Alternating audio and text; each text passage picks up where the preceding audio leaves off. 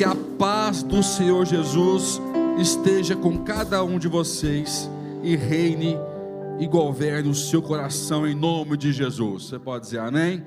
Glória a Deus. Que igreja linda, tanta gente. Várias pessoas vieram no Revisão de Vida também esse final de semana. Nós estamos vivendo e experimentando um novo momento na igreja, e isso é muito gostoso, né? E estamos num tempo muito bom. Ao final de ano, é um tempo que a gente tem que parar para refletir. Natal, né?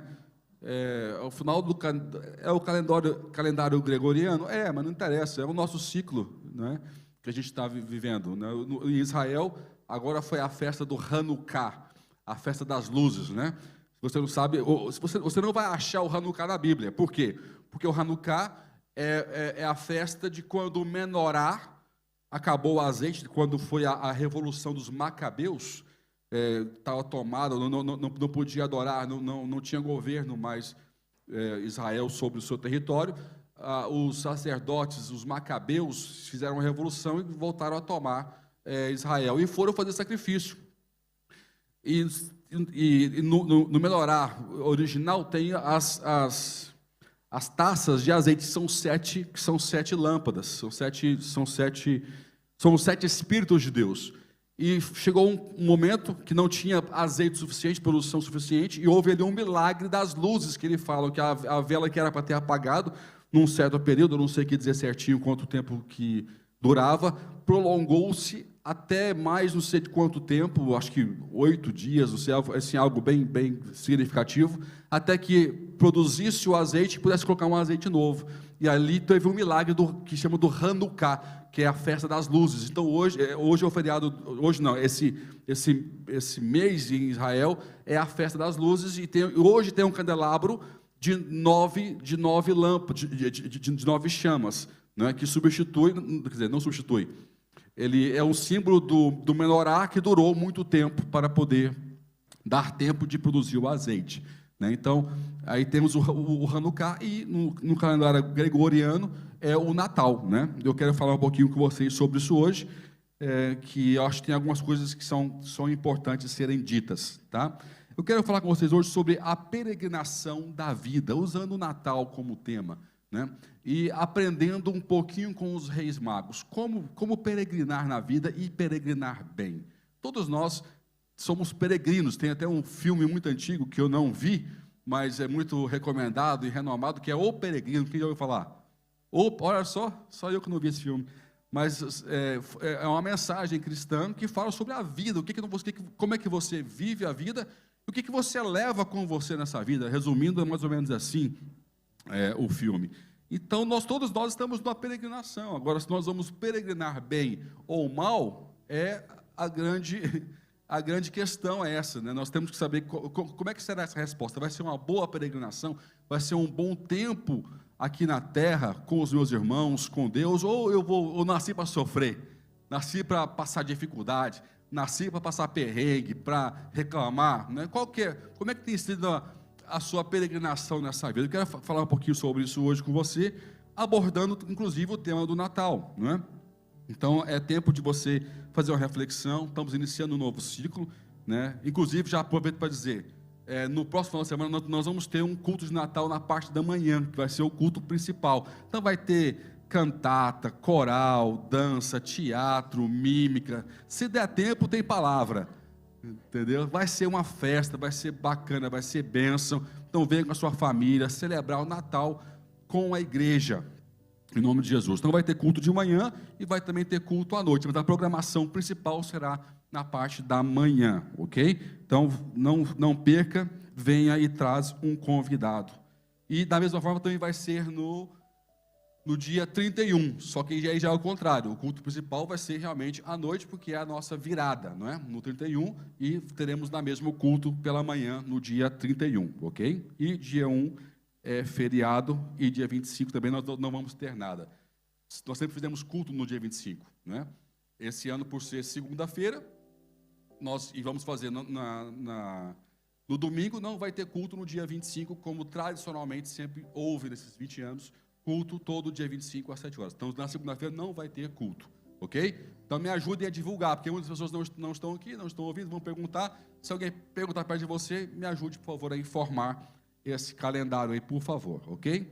Quero orar, quero pedir para que Deus fale conosco, quero que você ore também, a sua oração, o seu coração, expressando para Deus a sua vontade, a sua expectativa, é muito importante, é fundamental para que Deus ministre a nós e use a minha vida para poder falar conosco, tá? Então, faça uma oração, feche seus olhos, vamos estar orando. Senhor nosso Deus, nosso Pai, obrigado, Pai, por essa manhã, pela Tua misericórdia, pelas Tuas maravilhas, pelo Natal que celebramos, que é o Teu nascimento. Pai, pedimos, Pai, que a Tua misericórdia seja atuante mais uma vez nessa manhã, que a Tua palavra venha a ser liberada, revelada, manifesta, que a Tua presença continue intensa, Pai, que haja um ambiente espiritual propício para a Tua ministração, para a Tua vontade, e que ninguém saia daqui como entrou, mas saia renovado, saia autorizado, saia transformado, liberto, curado, salvo, no nome de Jesus. Quem pode dizer amém? Quem pode dar um aplauso ao Senhor? Glória a Deus. Então, como é que a gente pode aprender com os reis magos, por exemplo, sobre a peregrinação? Eu vou fazer algo diferente aqui hoje. Eu não anotei muitas coisas para não ficar preso ao texto. E o que eu lembrar de falar, eu vou falar. Eu vou esquecer muita coisa. Passo muita raiva quando eu faço isso depois do culto, que eu falo, nossa, eu não falei aquilo, eu não lembrei aquilo outro. Mas eu gosto de fazer isso, que eu fico mais livre. E eu quero aprender com você aqui, lendo o texto, como é que a gente pode tirar lições com os reis magos. O que eles têm para nos ensinar, baseado no seu comportamento, né? Então, eu preguei nas últimas 2 ministrações sobre como o evangelho deve atuar. O evangelho, ele não deve ser algo que atue apenas a nível espiritual. Se não houver manifestação natural, física, pode ser que você não te foi apresentado o evangelho de Cristo. Por quê? Tem outro evangelho? Não tem outro evangelho, mas tem pessoas que não colocam o evangelho todo. O que é o evangelho todo? É algo que te pede alguma coisa. O evangelho, quando me é apresentado de forma genuína, ele me pede algo. Ele não fala, olha, esse é o evangelho, fique como você está. Não, ele fala, vem como você está e ouça o evangelho. Mas não tem o evangelho que fala, esse é o evangelho, fique como você está. Esse evangelho não existe. Se alguém chama isso de evangelho, ele não é evangelho. Então, por isso que a gente fala, tem evangelho verdadeiro e tem falso. Não é porque são dois, é porque tem pessoas que chamam evangelho aquilo que não é evangelho. O evangelho me pede algo. Ele me pede arrependimento, ele me pede mudança, ele me pede comunhão com Deus, ele me requer alguma coisa quando ele me é apresentado. O evangelho que não me requer nada não pode ser o evangelho. Então, esse evangelho que ele me pede alguma coisa e eu dou algo para o evangelho, há uma sintonia entre mim e Deus. Ele sempre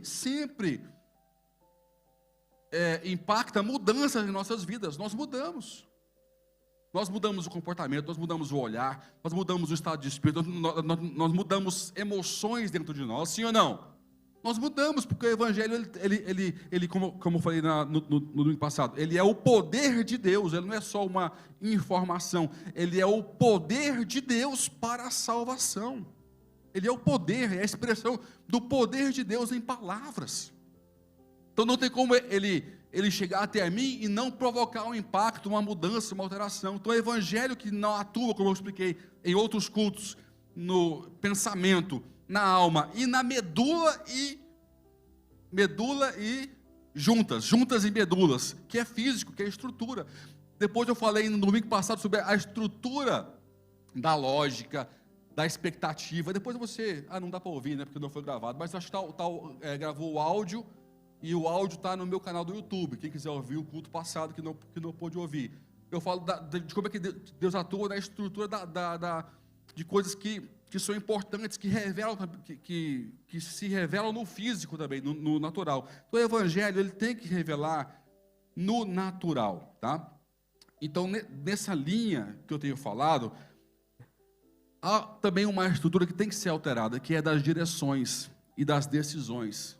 As decisões, escolhas e direções que nós tomamos na vida, que é a peregrinação da vida, ela tem que ser influenciada pela palavra de Deus, e tem que ser bem estruturada, senão eu vou ter um desfecho, ou vou tomar um caminho que vai me distanciar de Deus, ao invés de me aproximar de Deus, vai me distanciar do meu propósito, das minhas bênçãos, ao invés de me aproximar das minhas bênçãos. Se você for ler lá em Deuteronômio, acho que até o texto que, perto do texto que o Eduardo leu aqui há pouco, acho que é o 28, você leu o 28? É o 28.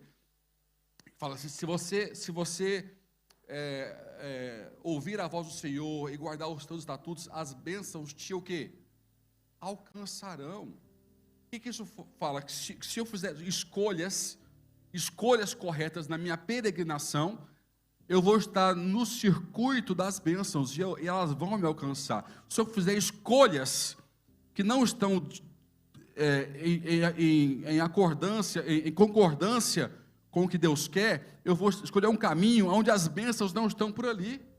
Um caminho oposto aonde as bênçãos estão, que podem chegar até mim. O caminho que Deus quer não é um caminho de perseguição de bênçãos. Quem escolhe o caminho de perseguição de bênçãos já errou. É um caminho de aproximação de Deus. Nesse caminho de obediência, de fé, de relação com o Senhor, é um caminho que as bênçãos te alcançam. A Bíblia não fala que homem nenhum alcança a bênção. Me mostra, se você achar, eu te peço perdão, aqui depois de público, e depois eu falo com a igreja, mas se você achar, me fala. Eu não sei nenhum versículo bíblico que fala assim, que o homem consegue perseguir e alcançar a bênção. Você vê que a bênção, ela te alcança. O milagre é o favor de Deus tocando em você. Então, o que atrai o milagre? O que atrai a bênção? As minhas escolhas em sintonia com o que Deus quer para a minha vida. Quem procura a bênção não alcança. Você pode reparar, quem procura dinheiro, quem procura carro, quem procura felicidade, não alcança. Quem procura Deus, alcança todas essas outras coisas. Eu estou só parafraseando o que Cristo falou. Buscai primeiro o quê? O reino de Deus e a sua justiça, e as demais coisas serão o quê? Está tudo parafraseado, está tudo conectado. Não tem como fugir disso, ok? Então isso é muito importante, muito importante. Falamos aqui há pouco sobre crenças, né? E nós não vivemos algumas coisas porque temos crenças erradas. Gostei do que o Eduardo falou, é muito importante isso. Quer que você anote isso na sua mente. Nem toda crença é sinal de revelação, mas toda revelação deve se tornar uma crença. Nem toda crença é sinal de revelação, mas toda revelação deve se tornar dentro de mim uma crença. Porque as crenças, elas me movem, elas me fazem parar, me fazem mover consoante aquilo que está dentro de mim. Então tem muitas tradições que nós herdamos que se tornam crenças, que não vieram de Deus, que não são da Bíblia, né? Que nós devemos ter cuidado, inclusive, em falar, né? Por exemplo, o Natal é cheio de tradições, e eu fico triste porque no final de ano, há um monte de crente discutindo o que pode e o que não pode, até hoje. Eu estou com 20 e tal anos de ministério, e chega dezembro, aquela enxurrada de postagens, uns criticando, outros falando bem, outros falando mal. Por que eu não entro muito nesse tema? Porque a Bíblia fala para eu não entrar nesse tema. Se você ler comigo lá, eu separei aqui alguns lugares, para você poder ler aqui. Em Tito 3,9 fala o seguinte: mas evita questões tolas, genealogias, contendas e debates acerca da lei, porque são coisas inúteis e vãs. Gastar tempo com coisas que não vão impulsionar ou edificar a Cristo, edificar a igreja, não compensa. Mas eu, como professor, como alguém que tem um ministério de ensino, eu tenho que tratar alguns temas, não dá para fugir. Mas organizar reuniões, cimeiras, debates com coisas que são vãs, a Bíblia fala para eu não fazer. Não é só que não, se você for lá em Timóteo 1,4 fala: nem se preocupem com fábulas ou genealogias intermináveis, pois que produzem antes discussões que edificação. Desculpa, vou ler de novo. nem se preocupassem com fábulas ou genealogias intermináveis, pois que produzem antes discussões que edificação para com Deus, que se funda na fé. Ou seja, traz mais discussão do que edificação a Cristo. É o que está falando aqui Paulo para Timóteo, né? Então temos que ter cuidado em relação a isso. E Natal é um tempo onde a gente vê muita coisa sobre isso. Ah, pode, não pode, Natal é uma festa pagã. Gente, eu vou fazer assim, alguns podem sair daqui com raiva de mim ou escandalizado, mas eu vou falar o que é verdade. Natal é uma festa pagã? É. A árvore de Natal é um costume pagão? É. Mas e daí?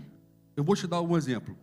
Se você for pegar a linha do Natal ou a linha da árvore de Natal, também não podemos usar a cruz como exemplo, como símbolo. Por quê? Porque a cruz também era pagã. A cruz tinha vários significados antes de Cristo. Então, eu não estou aqui para dizer o que é certo ou errado, eu estou aqui para dizer, se você aplicar essa lógica nessa área, ela tem que ser aplicada em todas as áreas. Estão me compreendendo? Quando eu escolho uma lógica para defender, eu não posso usar aquela lógica só num assunto, mas em todo o cristianismo. Olha o silêncio de vocês. É um assunto ridículo, mas é sensível, porque são as crenças que o Eduardo falou, crenças que estão incutidas no Evangelho, que prendem a gente em coisas que o apóstolo Paulo fala assim: não discuta, que não vale a pena, não edifica a igreja, não abençoa ninguém, só afasta. Aí eu vejo a falta de sabedoria do povo, discutindo o sexo dos anjos, enquanto eu deveria usar uma janela enorme que abre-se mundialmente e que aceita que Cristo nasceu, para anunciar que Cristo nasceu. Isso sim edifica o corpo, isso sim evangeliza, isso sim traz luz, traz prazer, traz salvação para quem ouve. Então, se você aplicar essa lógica da árvore de Natal, a lógica do Natal em si, porque era uma festa do sol antes de Cristo, não é? Porque em dezembro, nessa região do mundo, tem o chamado solstício. Solstício ou solstício, né? Quem que já ouviu falar o que é isso? Solstício. Solstício, poucas pessoas, interessante. O solstício é quando, numa época do ano, os dias começam a voltar a ser maiores do que as noites. E aí, quando Constantino tornou a religião cristã oficial, e havia uma festa pagã, ele disse: não, Cristo é a maior luz, Cristo sobrepõe as trevas, então nós vamos chamar essa festa de Natal, porque Cristo nasceu. Cristo, ele sobrepõe as trevas, ele é maior do que as trevas.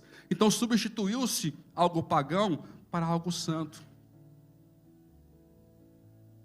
Sobre as árvores, por exemplo, isso aqui é cultura geral, daqui a pouco eu vou aqui estar na palavra, que acho que é bom você entender isso.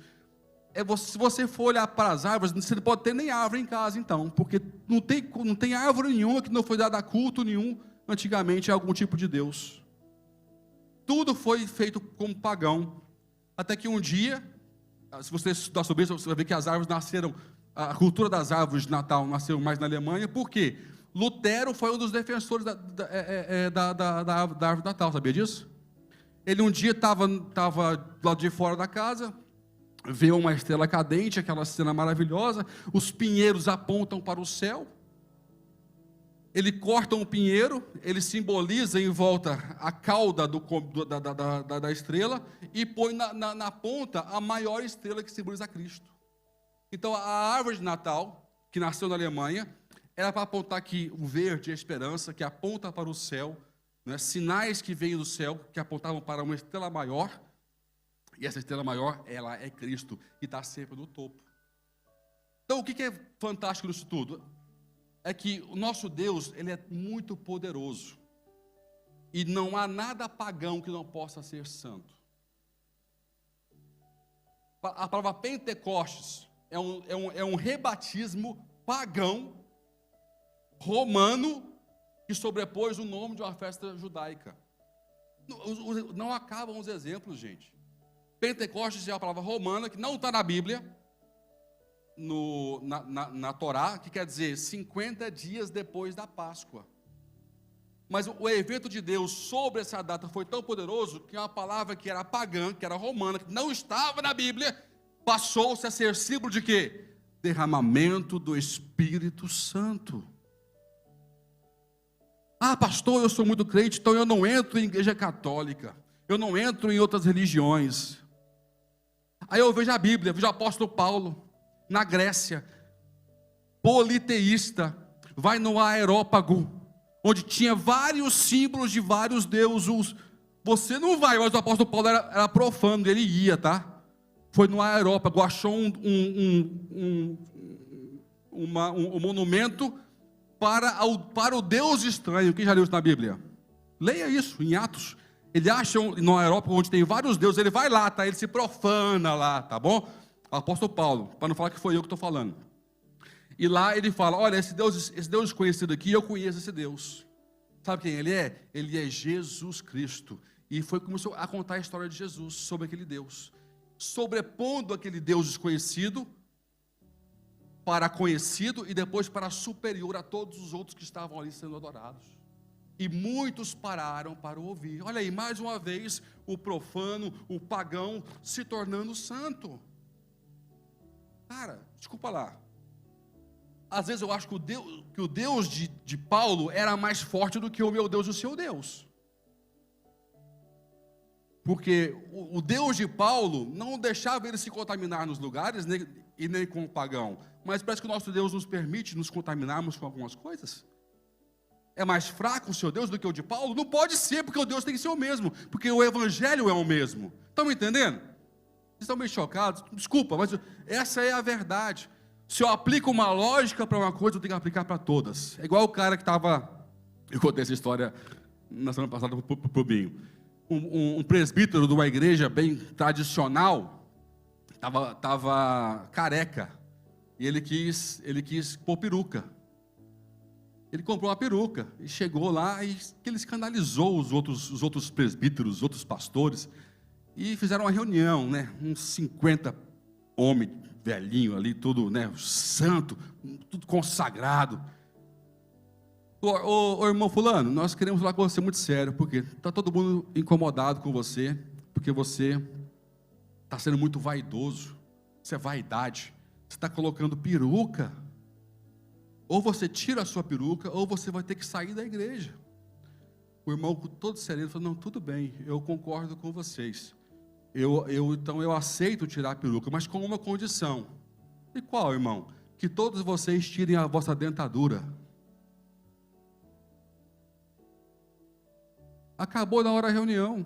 Todo mundo tinha dentadura. Acabou na hora, porque não. Ou seja, se você quer que eu aplique essa lógica na minha vida, vamos aplicar em todo mundo essa lógica. Porque se para mim é vaidade ter peruca, para você é vaidade deixar de ser banguela. Acabou com a reunião. Então a gente tem que aprender que muita coisa que são crenças que nos afastam de Deus são crendices que não estão firmadas na lógica espiritual. Que ou está errado para tudo, ou está certo para tudo.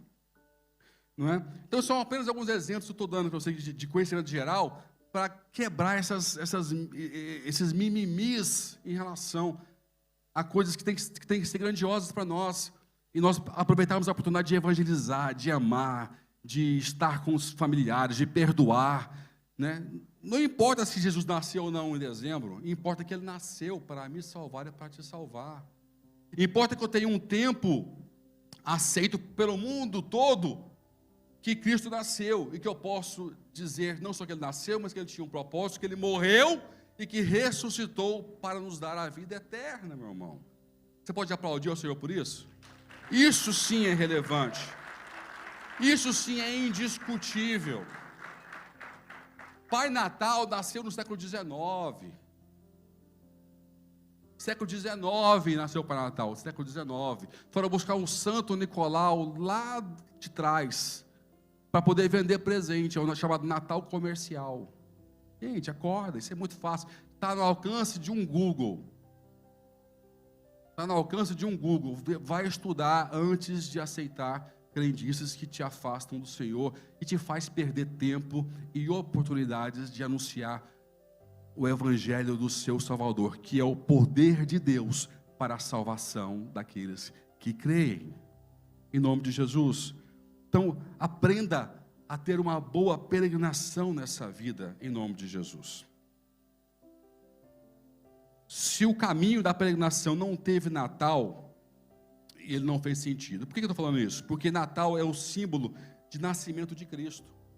E tem pessoas que celebram o Natal sem ter vivido o Natal.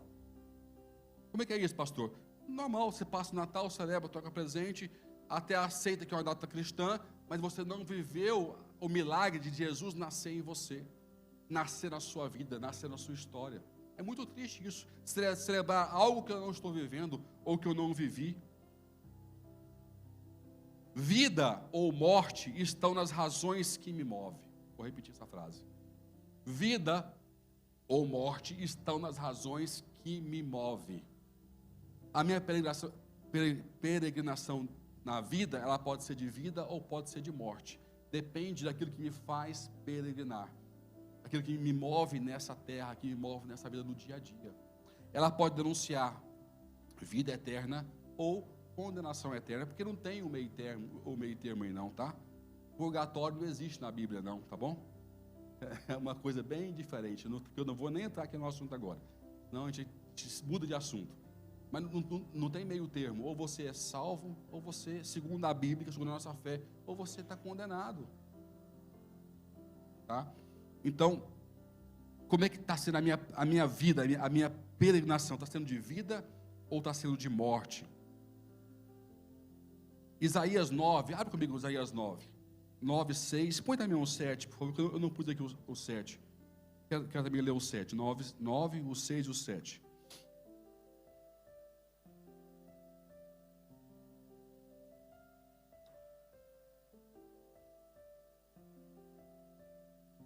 Fala o seguinte: porque um menino nos nasceu, um filho se nos deu, e o governo estará sobre os seus ombros, e o seu nome será maravilhoso, o quê?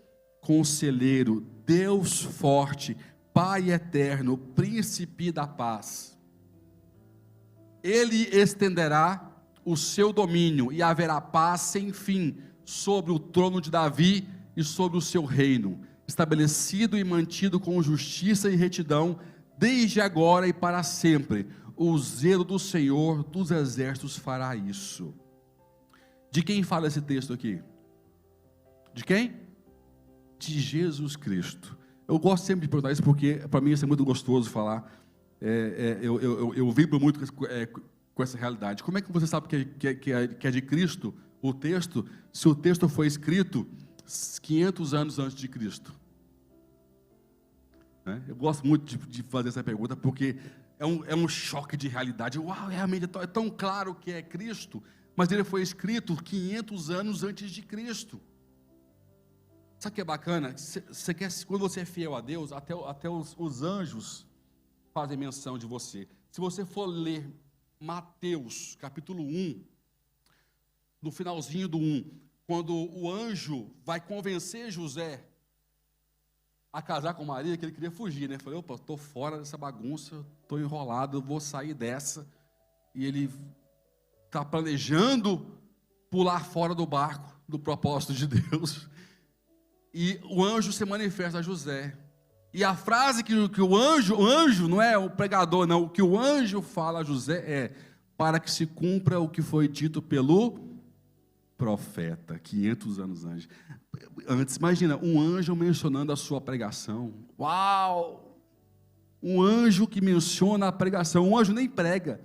Ele só se não, para que se cumpra o que o meu colega que vivia na terra falou sobre o Messias. Para que se cumpra o que foi dito o profeta. Esse é o profeta. Era para estar aqui o texto, mas pronto. Pela fé, esse é o profeta. Isaías é o profeta. Está entendendo? Então o anjo está mencionando isso. E fala de um tempo de que o Salvador vai nascer, de como que ele nasceria. Sabe, isso é fantástico. E de fato, depois você vê a história se decorrendo. E os reis magos fazendo uma peregrinação para chegar até Jesus, baseado no seu conhecimento. E aqui em Mateus 2, 12, tem um versículo que desencadeou todo o meu pensamento. Foi aqui que desencadeou tudo. Que fala o seguinte: ora, sendo por divina, o quê? Mateus 2, 12. Ora, sendo por divina, o quê? Fala, gente, pelo amor de Deus. Fala, revelação. Ô, gente, peso, sai esse peso, em nome de Jesus. Hã? Ah, desculpa, tá diferente, mas tão lento, tá diferente, ué. Ah, tá bom. E sendo por divino o quê? Aleluia, revelação, é isso aí, é importante ter revelação, viu, gente? Sendo por divina revelação, avisados em sonhos para não voltarem a Herodes, regressaram à sua terra por outro caminho.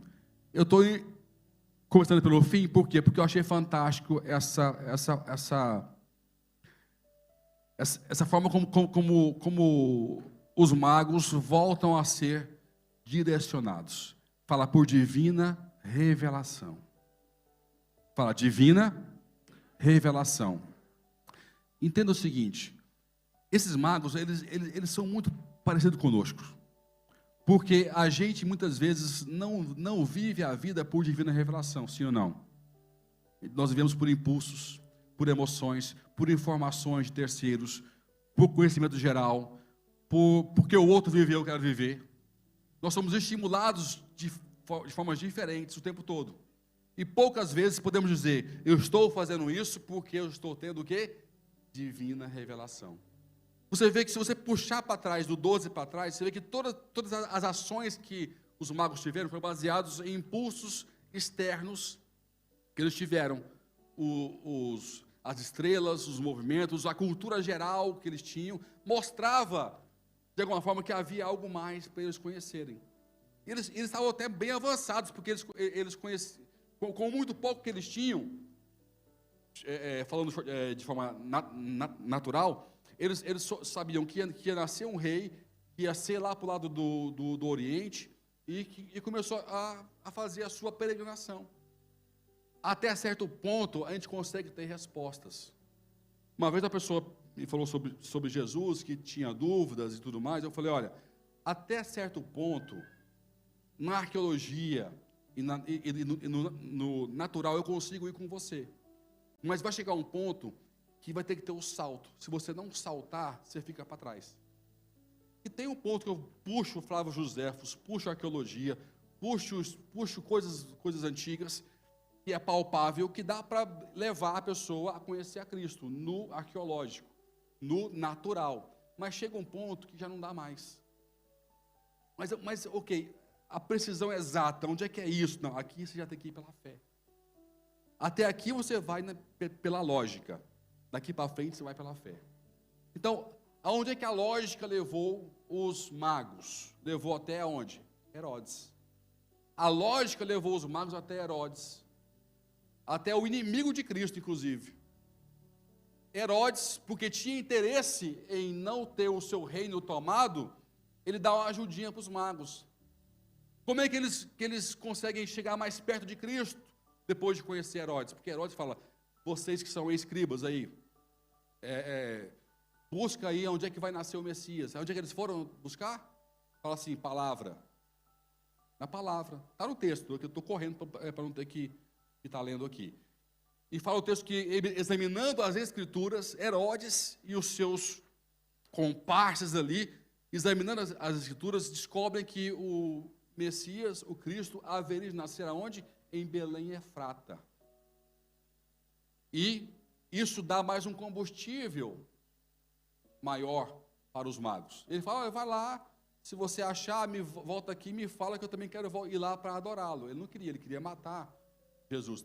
Tanto é que ele matou todas as crianças de 1 ano, foram todas mortas nessa época, né? Então você vê que quando a lógica interrompeu a peregrinação, só a palavra deu mais um pouquinho de combustível.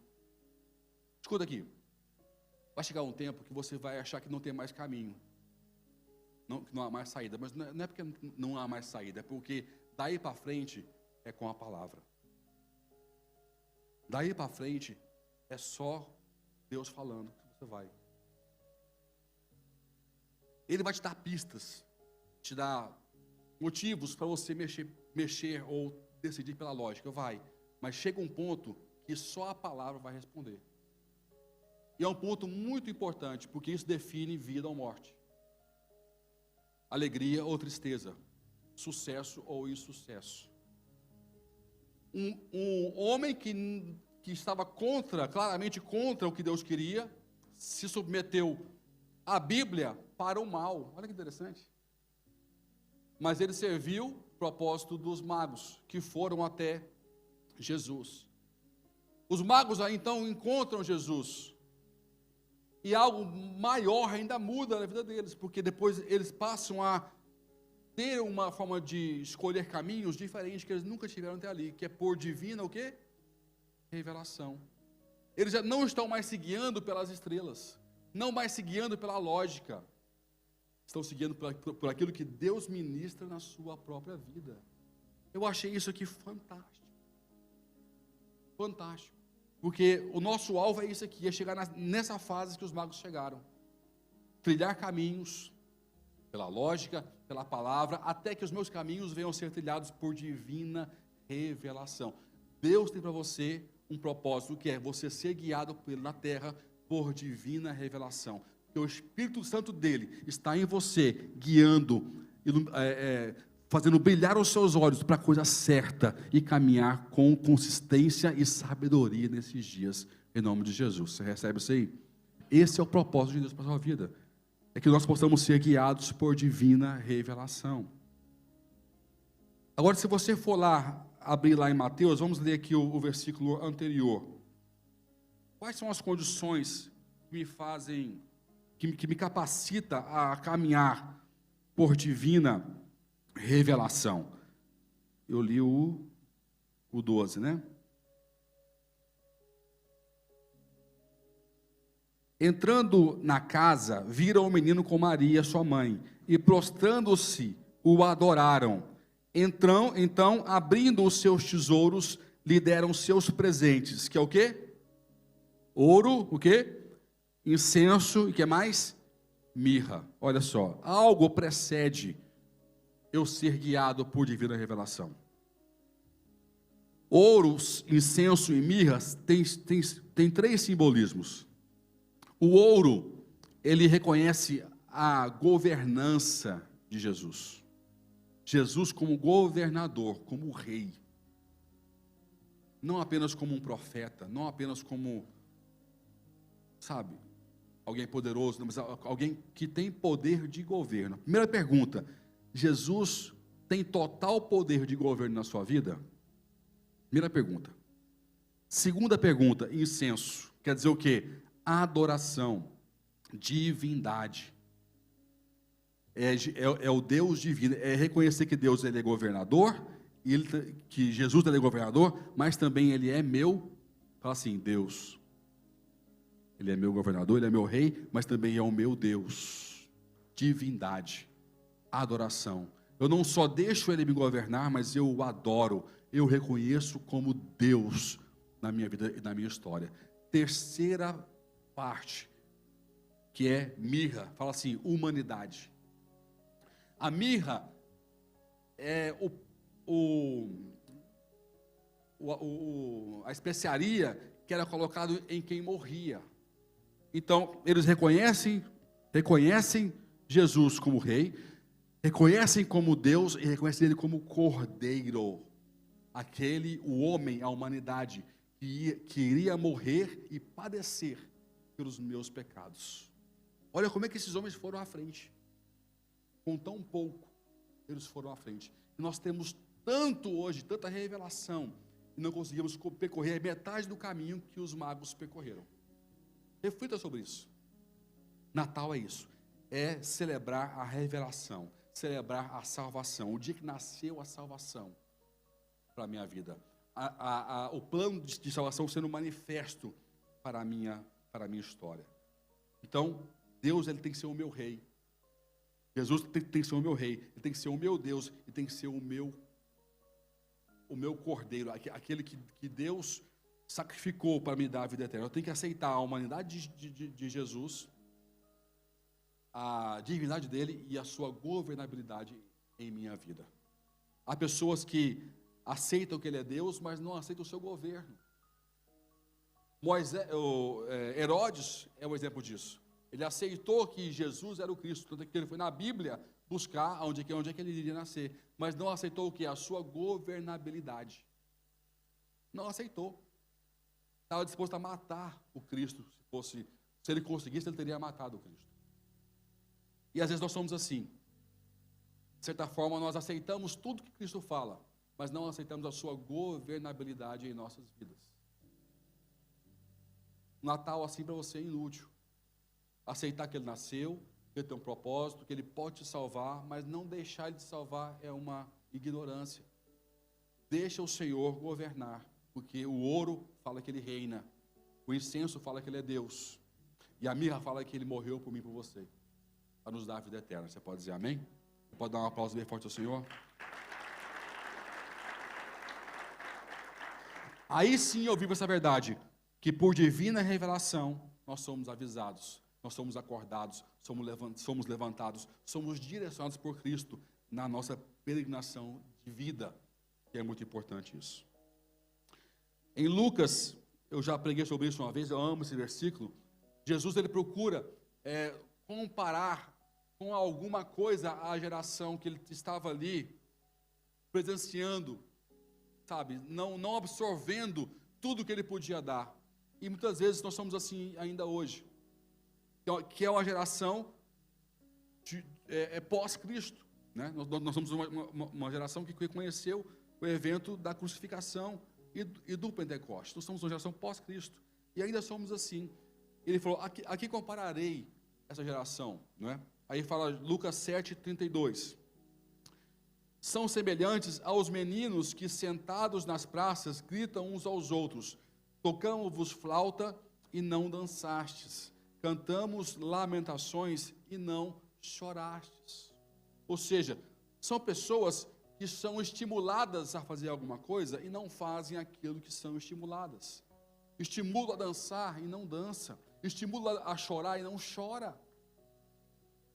Então essa é a comparação que Jesus faz com aqueles que ouvem o seu apelo, ouvem o Evangelho e não se movem segundo o apelo do Evangelho. Eu comecei falando sobre isso. O Evangelho ele sempre nos pede alguma coisa. Ele vai requerer um movimento, uma decisão, uma atitude nossa. Ele não só chega e fala, fica como você está. Não existe esse Evangelho. Se arrependa. Se envolva. Aprenda. Ajuste a sua caminhada. Reajuste a sua direção. São semelhantes aos meninos que sentados nas praças gritam uns para os outros: tocamos-vos flauta e não dançastes, cantamos lamentações e não chorastes. Sabe que nós estamos assim? Está tendo uma canção maravilhosa de festa, para a gente celebrar, dançar, e nós não estamos dançando. Tem uma frase de um filósofo ateu, se eu não me engano, é Kant, que essa frase fala contra ele, totalmente. E ele fala o seguinte: e foram dados comissanos aqueles que dançavam por aqueles que não podiam ouvir a música. Eu amo essa frase. Eu ouvi uma vez, gravei. Ele quer dizer o quê? Que existem situações que você vê lá na frente, ao longe, alguém dançando, só que você não consegue ouvir a música que eles estão dançando. E fala, esse povo tudo doido, tudo maluco. Está se movendo sem sentido. Mas você não está... Por que você chama eles de maluco? Porque você não está perto para ouvir o quê? A música. Então, foram dados por insanos aqueles que dançavam por aqueles que não podiam ouvir a música. Quem estava de cá e não ouvia a música, via quem estava dançando como um louco. Assim é o Evangelho. Exatamente assim é o Evangelho. Nós somos dados por insanos que estamos dançando ao som do que o céu está tocando, por aqueles que estão longe, apenas nos observando sem ser capaz de ouvir a música do céu. Essa é a definição do mundo espiritual. E Kant se pegou nessa, porque ele está tentando definir algo que ele não cria, mas ele não está enxergando que ele é a pessoa que está longe sem ouvir a música, chamando os outros loucos. Ele morreu sem perceber isso. A lógica que ele escreveu prega contra ele que pregava contra a fé. Entende? Por que é tão importante perceber a lógica, se ela se aplica mesmo em tudo?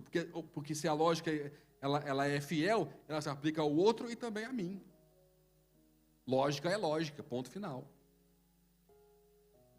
Para poder encerrar, eu vou encerrar com um estudo que eu fiz há um tempo atrás, sobre a mensagem que Deus nos deixa pelas gerações. E o que eu achei interessante, se você, por exemplo, for ver as gerações de Jesus em Mateus e for ver em Lucas, elas são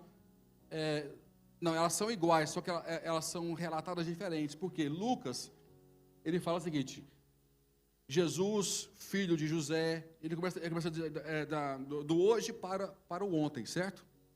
Do hoje para o ontem. Eu sou filho do João, o João é filho do Manuel, e aí vai, de frente para trás, certo? Essa é a forma correta de você expressar uma genealogia. Só que quando Mateus ele fala sobre isso, ele faz ao contrário. Põe aí o Mateus 1 para você ver.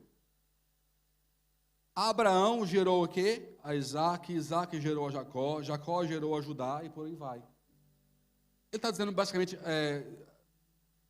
qual que é a genealogia de Abraão e não de Cristo. Ele está começando em Abraão, de trás para frente e não de frente para trás. Lucas fala de frente para trás. Pastor, isso é relevante? Para mim foi demais, porque isso me mostrou que Mateus queria transmitir uma mensagem para a igreja.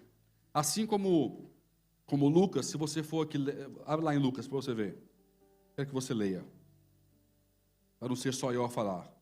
Assim como Lucas presta um serviço a mim e a você, sabia disso? Está aqui, no capítulo 1.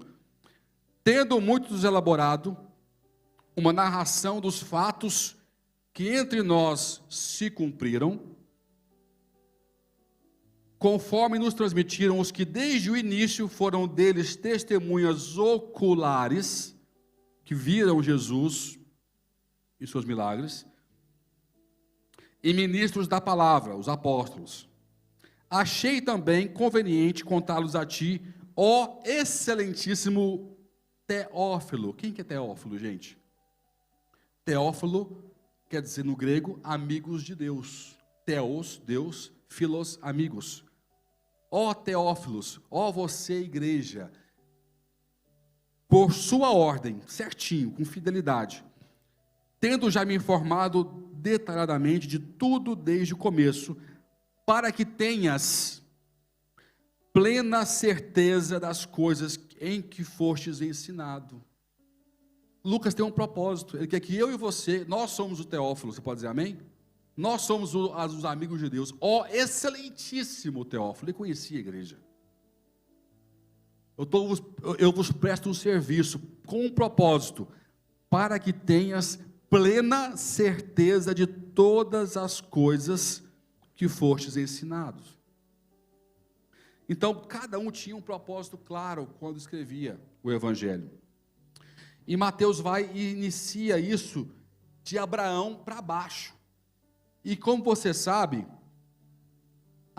o Evangelho, o hebraico, cada palavra tem um significado, sim ou não? Abraão quer dizer o quê? Pai de multidões. Só que quando você traduz para o português, ele passa a ter um nome de Abraão. Mas se você fosse ler o Evangelho, estava assim, e pai de multidões gerou Isaac, que tem um significado. No ouvido deles, é essa palavra que encaixa. Por exemplo, quando eu soube essa semana sobre isso, a palavra maná é uma palavra que quer dizer, que isto? Que isto? Por quê? Porque começou a cair do céu maná, ninguém conhecia aquilo, e fala, que isto? Então a palavra soa maná no ouvido. E Moisés fala, esse é o pão que Deus deixou cair do céu. É o pão que desceu. Então, aí a palavra que tinha uma questão de dúvida, passa a ser uma questão de certeza. Como a fonética do que é isto é igual ao do maná, quando Jesus estava na terra e fazia coisas maravilhosas, ele ouvia muito isso. Que é isto? Maná. Que é isto? Que é isto que ele faz? Como que ele faz essas coisas? A pronúncia é maná. Ele fala, eu sou o que isto, eu sou o que isto que desceu do céu. Eu sou o pão que desceu do céu, eu sou o maná que desceu do céu, eu sou o pão da vida, eu sou a resposta nas dúvidas de vocês. Maná. Então você vê que o hebraico, quando você pega para estudar direitinho, a fonética, o seu significado, ele está falando o tempo todo mais do que a gente imagina. E eu peguei e fiz o quê? Eu peguei e substituí, eu peguei a ordem dos pais até Jesus e substituí o nome pelo seu significado. E olha aqui que foi que saiu para nós. E aí eu entendi por que Mateus ordenou de cima para baixo e não de baixo para cima. Para deixar a mensagem de Deus para nós pelas gerações. E ficou mais ou menos assim, tá? Pai de multidões, aquele a quem Deus sorri. Tá aqui, né? Pai de multidões, aquele a quem Deus sorri. Príncipe de Deus, louvado, distingue o preso e sitiado do brilhante. Meu povo, nobre e íntimo, encantador, quem prediz lugar à sombra, nele força há. Adorador, servo do Senhor, presente de Deus existente, amado, muito pacífico. O povo aumentou-se, Deus é Pai, aquele que sara, julga, exaltado. Jeová é minha força, perfeito possuidor, fortalecido por Deus, quem faz esquecer pela obra de suas mãos, curados por Deus. Jeová, firme pedi a Deus, os nascidos em Babilônia, e o Pai de majestade estabeleceu um auxiliador, reto e justo, que por Deus estabelecerá a adoração. Deus ajudou, deu ao pecador, ele acrescentou o Salvador, que se chama o Cristo. Pode aplaudir o Senhor? Isso está em Mateus 1. Isso está em Mateus 1. Olha a coordenação. Gente, o que eu li aqui agora é impossível acontecer, tá, gente? São 4.000 anos de história, 4.000 anos de gente nascendo, com um nome diferente, e você encaixando os nomes dessas pessoas, anuncia Jesus Cristo e o seu propósito. Isso é impossível. Mas nós servimos o Deus do impossível. E Natal é isso. Natal é revelação, é entender que nós estamos num projeto muito maior do que a gente. Então ele tem que nascer em nossas vidas. Ele tem que ser o ouro governador. Ele tem que ser incenso, Deus de adoração. Ele tem que ser o meu Cristo, o meu Salvador. O homem que morreu na cruz pelos meus pecados. Com o propósito, me dá a vida eterna, me dá redenção, perdão e vida eterna. Esse evangelho é o poder de Deus para a salvação. Uma coisa eu sei, ele requer sempre alguma coisa. O que ele requer a você nesse mês de Natal? Está iniciando um outro ano aí. As minhas escolhas hoje é muito importante para a minha caminhada em 2024. O que o evangelho tem requerido a você nos dias de hoje e você não tem entregado ainda? Hoje é o tempo de decisão, porque a revelação tem te encontrado, meu irmão. Os reis magos por muito menos se moveram. Ninguém leu para eles, ninguém descodificou para eles Mateus 1 para eles crerem. Você está ouvindo isso hoje, mais ninguém. Fique bem onde você está. Eu não quero saber se Jesus nasceu em dezembro ou não, se Natal é ou não é uma festa pagã. Eu quero dizer que, com todos os meus pulmões, que Jesus nasceu que Ele é o meu Deus, meu Senhor, e que o mundo tem que conhecer a sua mensagem, o seu amor, o seu propósito, e que possa viver esse propósito. E se algum dia eliminarem o Natal das igrejas, do mundo, eu vou tornar ele mensalmente, só de birra. Vai ser Natal todo mês, que eu vou anunciar que todo mês, que aliás deveria ser assim, né? Todo mês, todo dia, anunciar que Jesus nasceu com um propósito para me salvar, para me dar a vida eterna, para que eu fosse feliz, fosse guiado por divina revelação. Como os magos chegaram a esse nível, vieram pela lógica até certo ponto, a palavra instruiu o resto, encontraram Jesus pela fé. Dali para frente foi por divina revelação a história deles. Assim tem que ser a nossa caminhada e peregrinação, por divina revelação. Use esses últimos minutos aqui do culto para fazer a sua oração, a mais sincera que você conseguir fazer, com o coração aberto, triste, feliz, chorando ou rindo, mas faça a mais sincera oração ao Senhor, porque esse Deus que coordenou tudo isso para a humanidade, Ele está aqui para ouvir a sua oração. Aliás, Ele está à espera de algumas orações suas já há muito tempo. Quero te falar isso.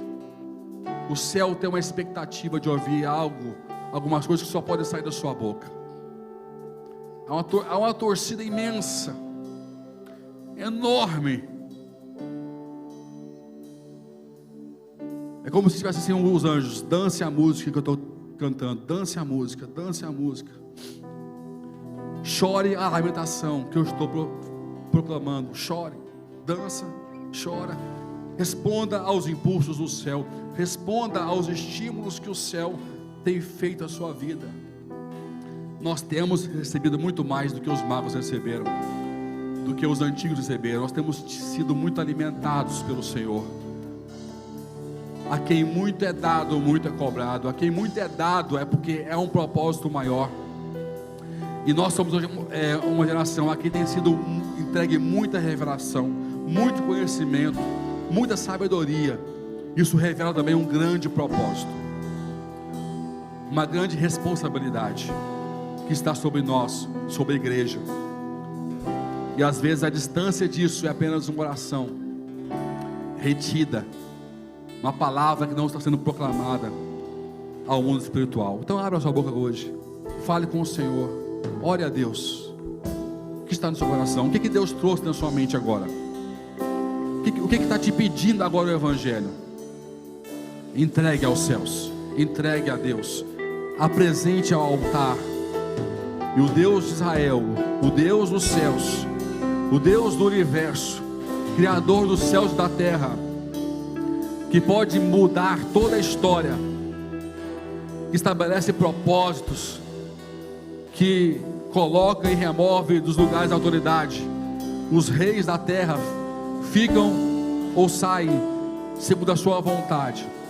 Esse Deus que pode todas as coisas vai te ouvir, vai te abraçar, vai te atender e vai te guiar para uma linda peregrinação na terra, cumprindo o seu propósito, se revelando a você por divina revelação constantemente, porque Ele tem um plano na sua vida. Obrigado, Senhor, pela Tua palavra.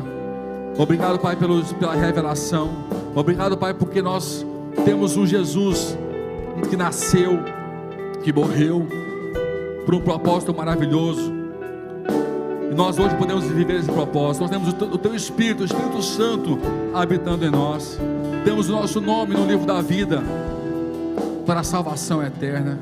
Que o Teu nome, que o Teu poder, que a Tua graça se manifeste com poder, com força, com maravilhas, para que o Teu nome venha ser conhecido, glorificado, engrandecido no nosso meio e em nossas vidas. Ouça, Senhor, a oração dos meus irmãos. Muitos têm medo de orar, que esse medo hoje possa ser lançado fora com o Teu amor, com a Tua presença, e que os votos venham ser feitos, que as alianças venham ser feitas ou restabelecidas Que a tua vontade venha imperar em nossas vidas, em nome de Jesus. Receba a oração, receba os votos, porque o teu evangelho é isso, ele é poder, ele requer de nós aquilo que atrapalha a relação nossa com o Senhor. E quando o Senhor requer alguma coisa, nós entregamos, porque em Ti confiamos todas as nossas coisas e a nossa vida, em nome de Jesus. Ore ao Senhor, adore ao Senhor, viva com amor esse momento, em nome de Jesus.